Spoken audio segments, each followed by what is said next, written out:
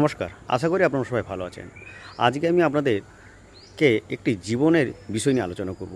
দেখুন, মানুষের জীবনে চলার পথে নানা রকম ঝামেলা বা সমস্যা লেগে থাকে। পারিবারিক সমস্যা বলতে পারেন, সামাজিক সমস্যা বলতে পারেন, শারীরিক সমস্যা বলতে পারেন।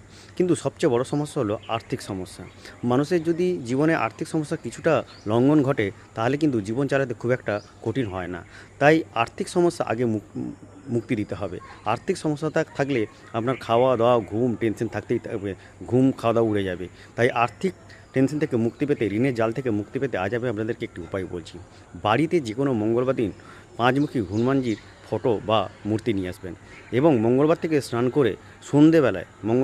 করে সন্ধেবেলায় একটি ঘির প্রদীপ জ্বালাবেন, মাটির একটি ঘির প্রদীপ জ্বালাবেন এবং হনুমান চল্লিশা পাঠ করবেন এবং স্ক্রিনে যেই মন্ত্রটি দিয়েছি ওটা রেগুলার পাঠ করতে থাকুন 108 বার করে। দেখবেন আর্থিক দিক থেকে নানা রকম সমস্যা আপনার মিটবে, ঋণের জাল থেকে মুক্তি পাবেন এবং পারিবারিক সমস্যা থেকেও আপনারা মুক্তি পাবেন। নমস্কার, ভালো থাকবেন।